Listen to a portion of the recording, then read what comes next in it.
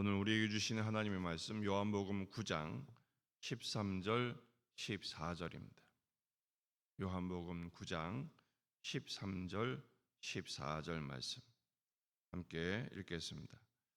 그들이 전에 맹인이었던 사람을 데리고 바리새인들에게 갔더라. 예수께서 진흙을 이겨 눈을 뜨게 하신 날은 안식일이라. 아멘. 본문에 계시된 주님은 어떤 분이십니까? 참된 진리의 기준이시며 이 진리의 기준으로 축복하기를 원하십니다. 그들이 그랬습니다. 여기서 그들은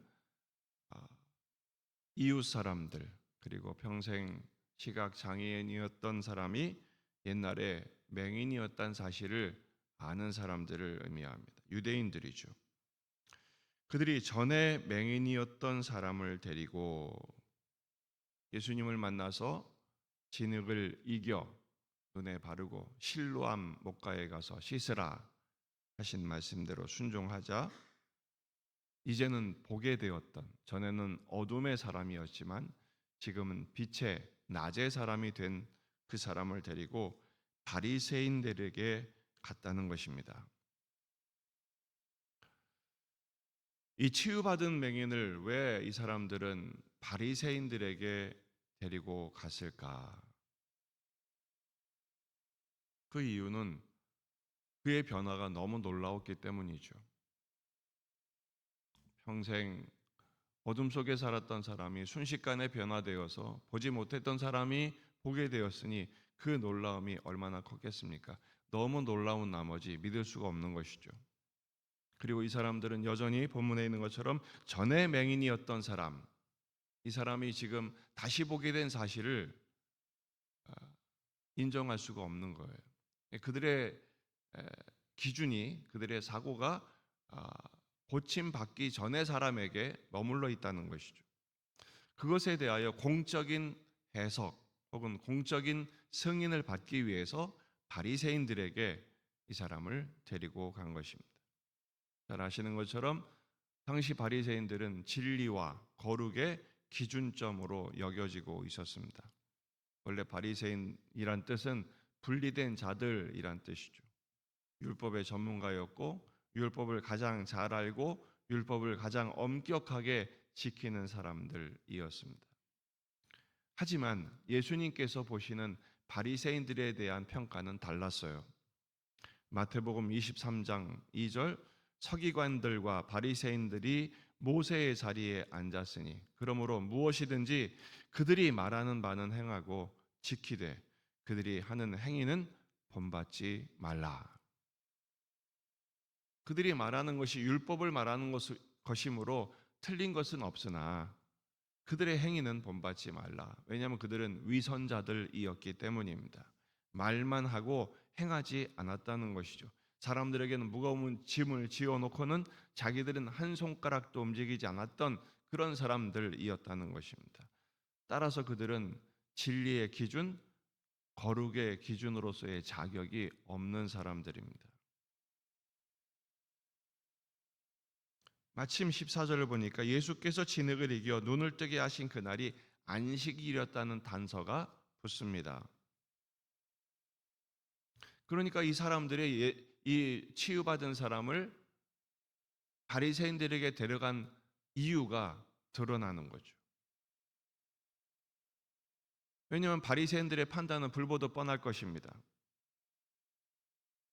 예수님이 지금 그를 치유하신 날이 안식이었다는 것, 이것은 안식일을 범법한 사실이 드러나게 되는 것이죠. 진흙을 이긴 것도 노동입니다. 그리고 치료 행위를 한 것도 안식일법에 위배됩니다. 이미 이전에 바리새인들과 여러 번에 걸쳐서 충돌을 한 것을 아는 사람들이 이 사람을 바리새인들에게 데려갔다는 것은 무엇을 말하는 거예요? 이 치유받은 사람을 축복하거나 그 사람의 이 치유가 확인되는 그것에 목적이 있는 것이 아니라 돌려가게 한 것입니다. 모두 가게 한 거죠. 바리새인들과 예수님의 논쟁이 불보듯 뻔해요. 다시 말해서 치유받은 이 사람도 마음에 안 들고 이 사람을 치유한 예수님도 공격하고자 하는 의도가 그 속에 깊이 뿌리 박혀 있는 것입니다. 치유받았으면 이 사람 얼마나 기쁜 일입니까? 축복하고 칭찬해주고 그동안 너무 고생했다 위로해주고. 근데 이 사람을 바리새인들에게 데리고 갔다는 것은 이 사람 지금 고통스럽게 하는 거예요. 나 이제 낫는데 이제 이 기쁨을 누려야 되고 일상을 이제 하나씩 하나씩 습득하고 새로운 삶을 살도록 도와주기는커녕 이리 끌고 가고 저리 끌고 가면서 고통스럽게 한 이유가 뭡니까? 왜 너만 치유받았나 이거죠. 치유하신 예수님도 왜 그 사람만 고쳐줬냐 이거죠. 그런 능력이 있으면 내가 받아야지. 나도 힘들고 나도 아프고 나도 어려운데 왜 이 사람만 이런 복이 있느냐 이거죠. 사람의 그 본성 깊이 뿌리 박혀 있는 그 악한 마음은 끝이 없는 것 같습니다. 오늘 말씀을 통해서 두 가지를 적용하기로 원합니다. 첫째, 모든 진리의 기준, 모든 거룩의 기준은 예수님밖에 없습니다. 따라서 어떤 사람도 기준이 될 수 없음을 우리는 기억해야 됩니다. 우리는 자꾸 어떤 사람을 기준 삼고 싶어 합니다. 이 사람은 맞겠지? 이 사람에게 허락받고 이 사람에게 칭찬받고 이 사람에게 인정받고 싶은 욕구가 있어요. 여러분, 그래서 바울은 말합니다. 사람에게 칭찬받으려고 자랑하지 말라. 우리의 기준은 오직 예수 그리스도이십니다. 두 번째, 잘된 일이 있으면 축복하셔야 합니다. 근데 우리는 사촌이 땅을 사면 배가 아픕니다. 남이 잘 되는 꼴을 보기가 어렵습니다. 참 얕디 얕은 인간의 깊이를 이야기해 줍니다. 영적인 부자, 정말로 큰 사람은 잘된 일이 있으면 축복해 주고 칭찬해 주고 복된 일 있으면 밥을 사는 거죠. 축하해 주고. 근데 우리는 그렇게 하기가 어려워요. 남이 잘 되면 배가 아프고 축복해 주는 것 같은데 가만히 보면 욕을 하고 있는 경우가 참 많습니다. 그리스도인들은 그렇게 살면 안 됩니다. 그리스도인들은 축복의 원리로 사는 사람들인 것을 기억하십시오.